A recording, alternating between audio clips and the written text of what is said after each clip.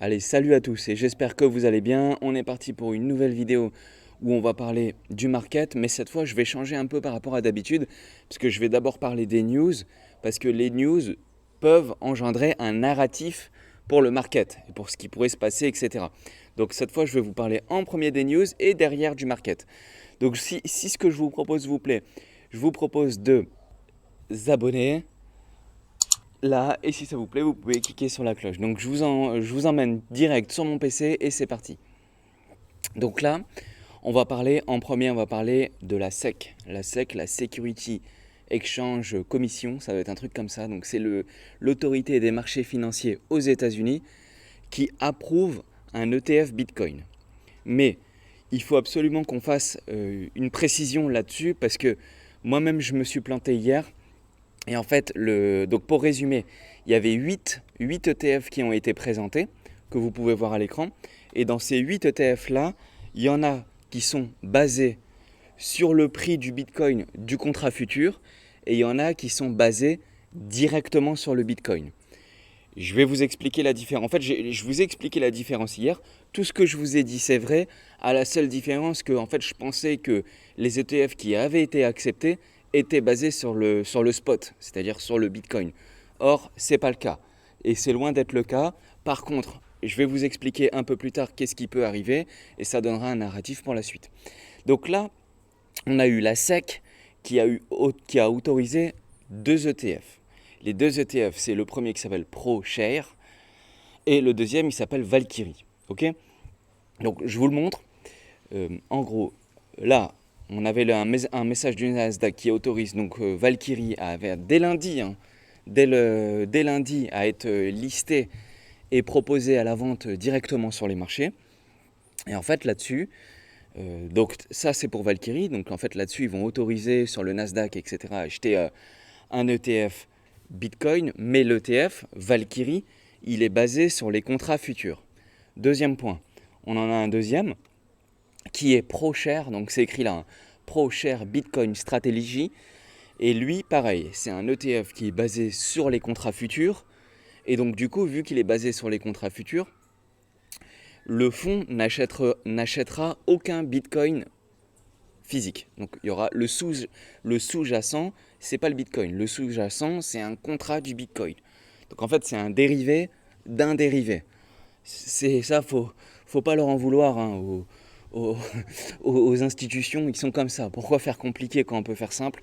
Si vous me posez la question, j'en sais rien, mais en gros, là, si, je sais, mais la raison, elle n'est pas valable. En fait, si vous voulez, eux, ils disent que c'est plus sécure de baser un ETF sur un contrat futur par rapport au risque de la réglementation et non par rapport au risque du sous-jacent.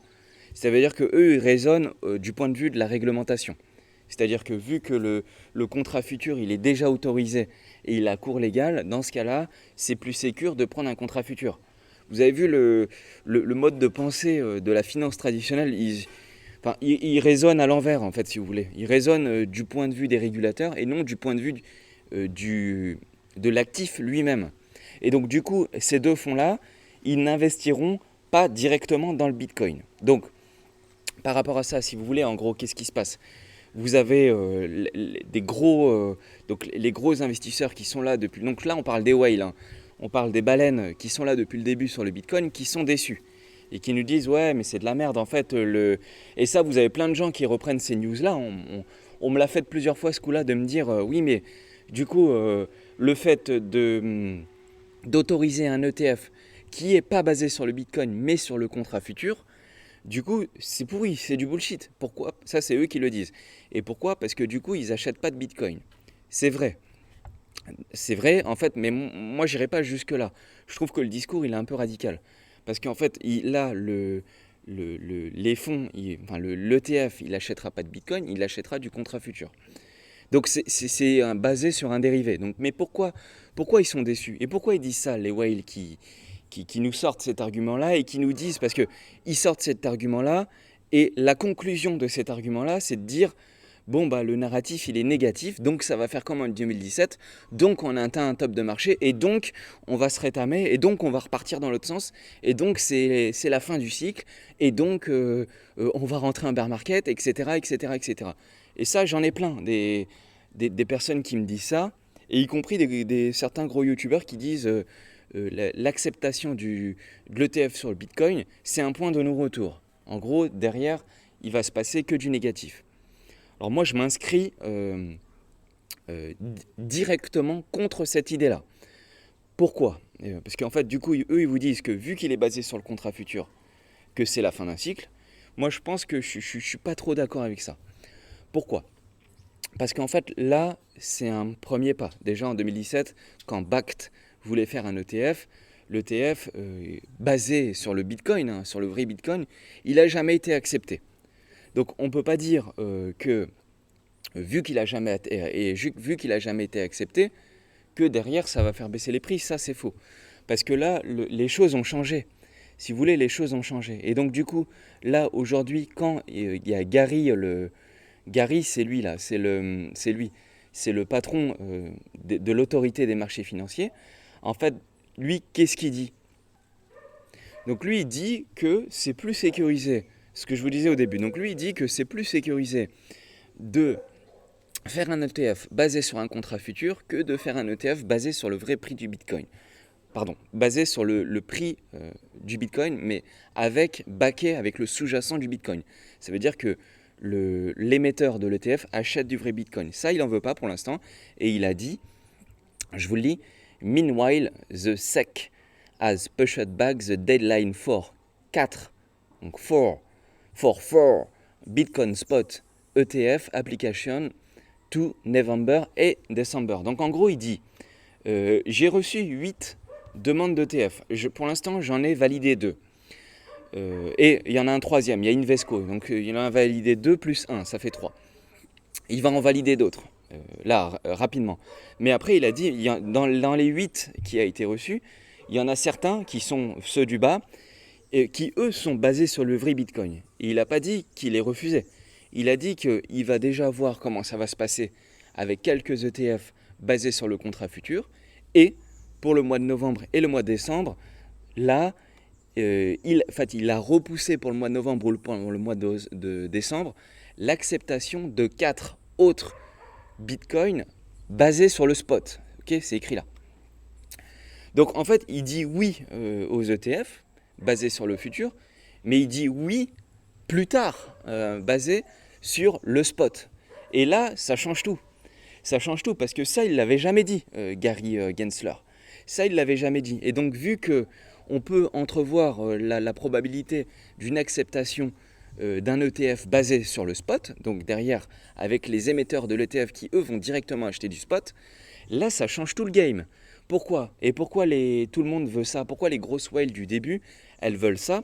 Parce qu'en fait, quand vous avez un émetteur d'un ETF, derrière, il y a des milliards de dollars qui vont arriver et qui vont acheter les contrats, donc ils vont acheter le spot, enfin l'ETF, et derrière l'ETF, qu'est-ce qu'il va faire ? Il va acheter le Bitcoin sur le vrai marché. Donc qu'est-ce qui va se passer ? Au final, ça va faire une grosse pression positive sur le prix, et donc le prix du BTC va augmenter. C'est ça qui est attendu, c'est ça qui est voulu, et c'est pour ça qu'il y a une déception de la part des grosses whales. Et derrière, vous avez des gens qui reprennent cet argument en disant « Oui, nous l'avons déjà fait ce coup-là en 2017, donc c'est la fin du cycle, donc on va tomber. » Et moi, je vous dis que je m'inscris contre ça. À raison ou à tort, on verra bien ça, on le verra avec le temps. Peut-être que je me plante, comme je vous dis.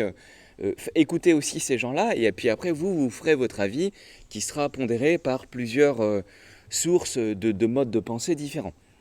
Et à ce moment-là, vous construisez une analyse qui est en fonction de ce que vous pensez. Donc ça, c'est des signes qui sont encourageants. En tous les cas, moi, ce que je vois, c'est qu'il y a des ETF qui sont acceptés. Basés sur le futur, ok, mais il y en a des ETF qui sont acceptés. Et c'est pas tout. Parce que là, tout ce dont je viens de vous parler, et des 8 ETF qui ont été demandés pour être approuvés par la SEC, là, je ne parle que des États-Unis. Ok ? Là, on est américano-américain. On est sur le marché américain. Donc là, c'est pour que les Américains puissent acheter. Mais nous, en Europe, on en a un et qui a été validé le même jour et il s'appelle Jacobi Asset Management. Jacobi Asset Management, en fait, si vous voulez, c'est un fonds anglais. Et lui, il lance un ETF, mais lui, et là, c'est aujourd'hui, c'était hier, là, la news, en même temps, ouais, c'était hier, c'était le 15 octobre, donc c'était hier, et c'était en même temps que ceux qui ont été validés par la SEC, donc aux États-Unis. Là, la news que je vous parle, elle est en Angleterre. Et donc, si elle est en Angleterre, elle est valable pour toute l'Europe. Alors, vous allez me dire, oui, mais l'Angleterre, ils sont sortis de l'Europe, etc. Là, c'est un ETF qui pourrait être acheté par plusieurs autres grandes banques et qui pourrait être proposé à d'autres personnes, etc. Et Jacobi, lui, il vient d'être accepté, pas par la SEC, hein, évidemment, par un autre acteur qui s'appelle la GFSC à Guernesey. En fait, c'est la Commission des services financiers anglaise, qui est basée sur une île anglaise à Guernesey, qui est au passage aussi parfois, on en parle aussi parfois pour tout ce qui est euh, évasion fiscale, etc., parce que la fiscalité elle est plus douce. Mais ça, je rentre pas trop dans ce débat-là parce que en Europe, on a la même chose en Suisse, au Luxembourg ou ailleurs. En Angleterre, eux, ils ont Guernesey et aux États-Unis, ils ont le Delaware. En Chine, ils ont Hong Kong, donc ça, c'est partout pareil. Donc là, ça, c'est un autre sujet, c'est un autre débat, mais voilà, on met ça de côté. Et du coup, eux, ils ont accepté. Ils ont accepté, et moi, j'ai été voir le fonds Jacobi Asset Management. Eux, il sera basé sur le spot. Donc eux, ils vont faire un fonds, et le fonds, toute personne qui achèteront des fonds, et là, c'est 100 000 dollars minimum, c'est des investisseurs qui sont accrédités et professionnels qui peuvent acheter ce fonds-là. Et donc, à chaque fois qu'il y aura des achats de l'ETF, derrière, eux, ils vont acheter le spot. Donc, ok, la SEC, la SEC, ils n'ont pas encore accepté les ETF basés sur le spot, mais en Angleterre, c'est le cas.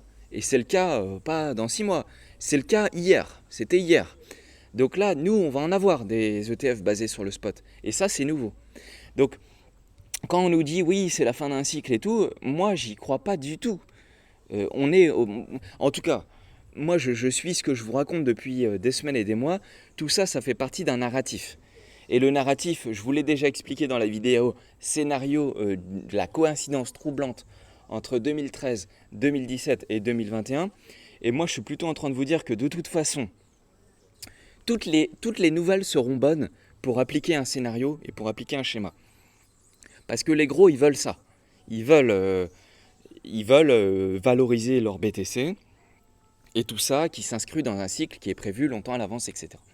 Et donc du coup, c'est ma transition parfaite parce que je vous ai parlé de toutes ces news-là et c'est le cœur du sujet. Et c'est pour ça que c'était important d'aller dans le détail parce que dans la vidéo que j'avais fait précédemment, celle d'hier, je m'étais planté et j'avais dit que les ETF ils seraient basés sur le spot. Or, c'est pas le cas. En fait, j'avais vu la news de plusieurs fonds qui allaient le faire, mais j'avais pas vu que Jacobi, ils étaient dans la réglementation anglaise, si vous voulez, européenne, on peut dire ça, même si l'Angleterre est sortie de l'Europe.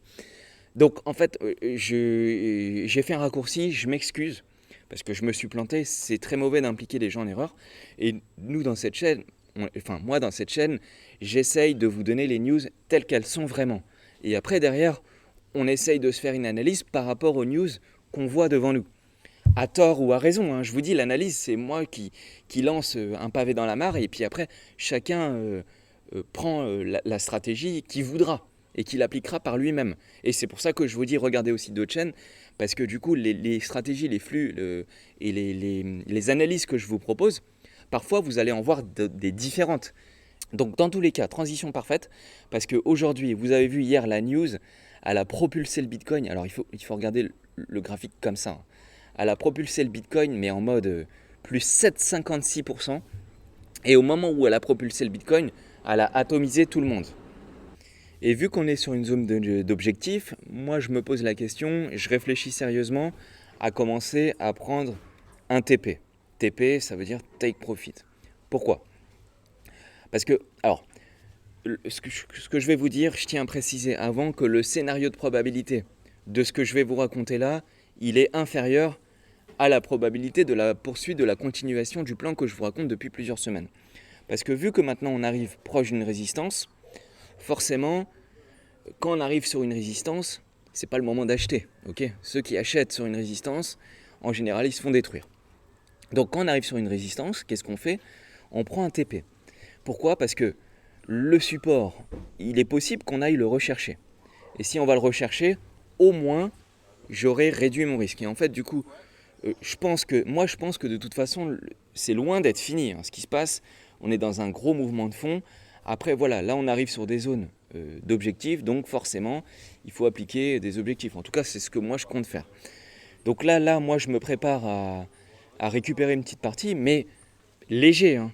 Quand je dis léger, c'est je vais récupérer 5, 10, 15%.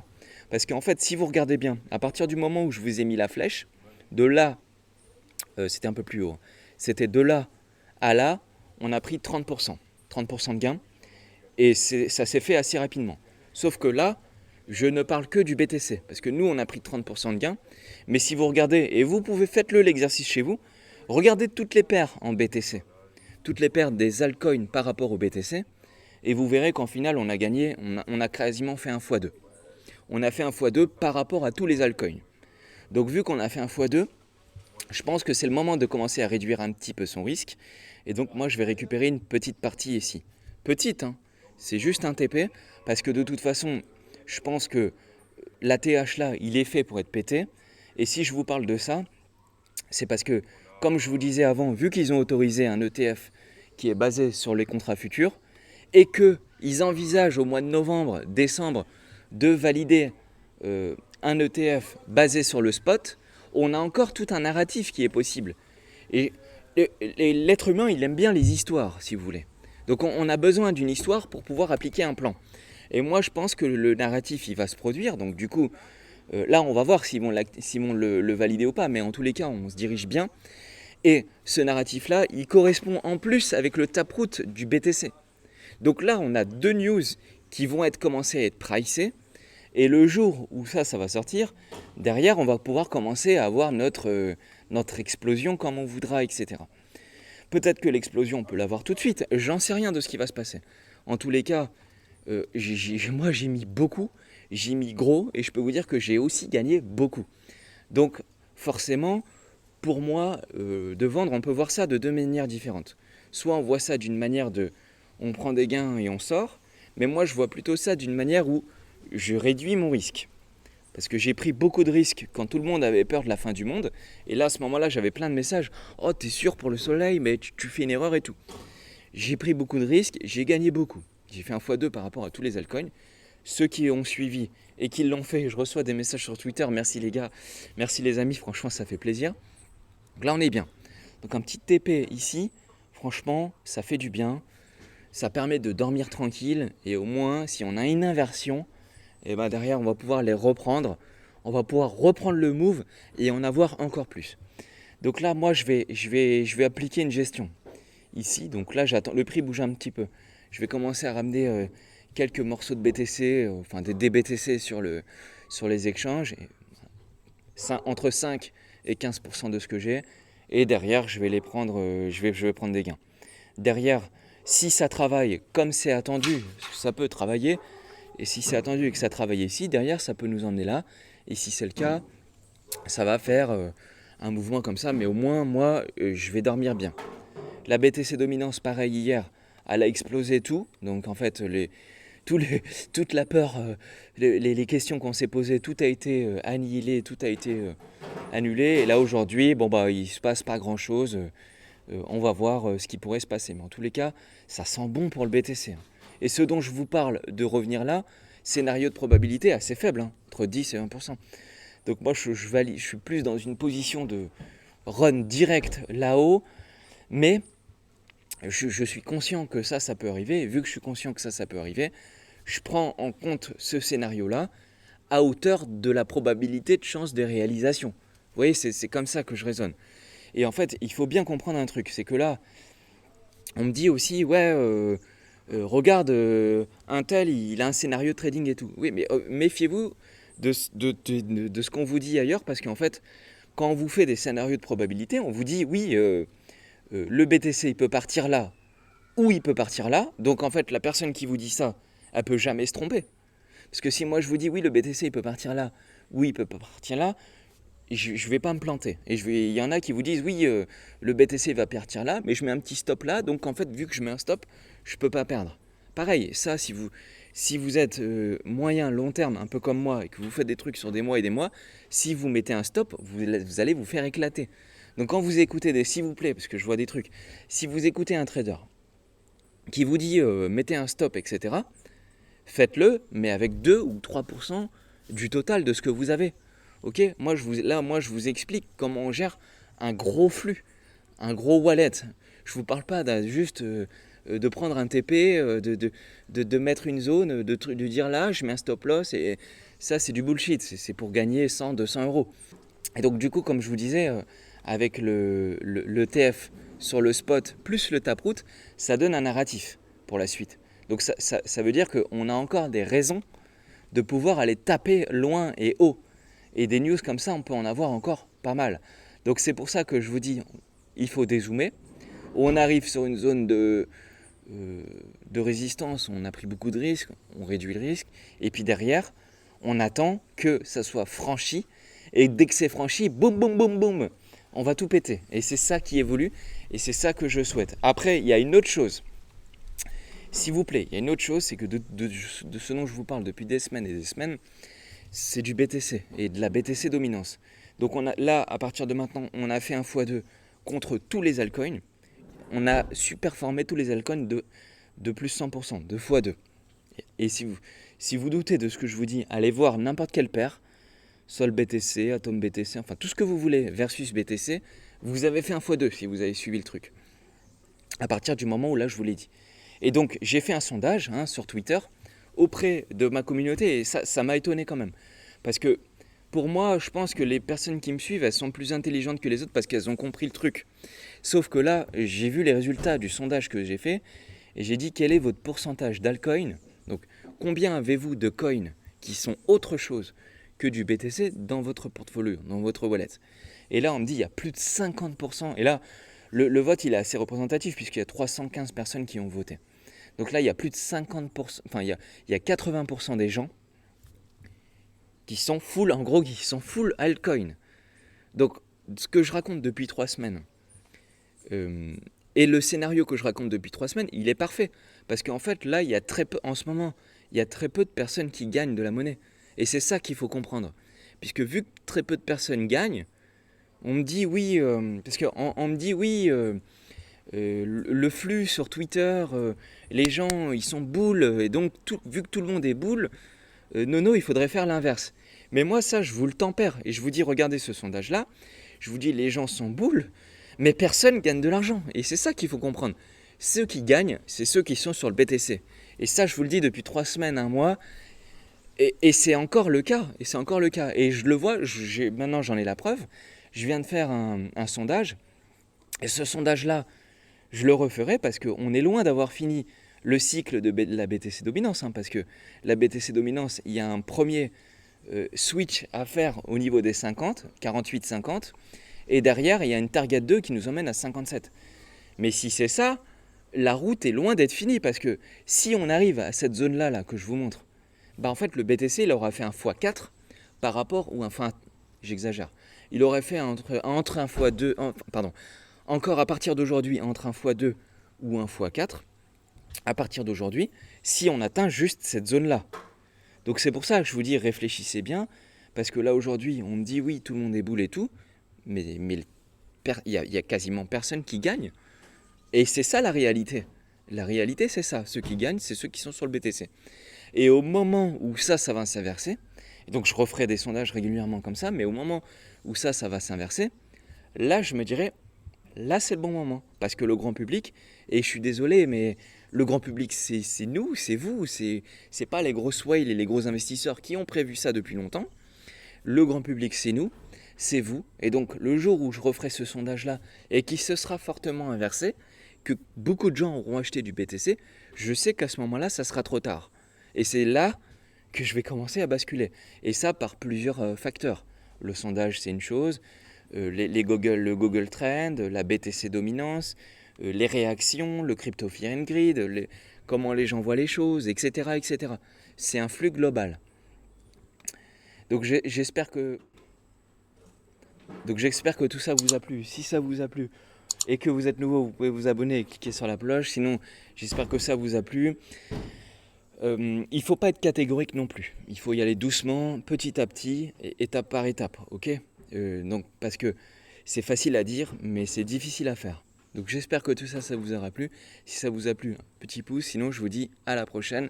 Je suis dispo sur Twitter et sur Instagram dans la description. Je vous dis à la prochaine. Ciao à tous.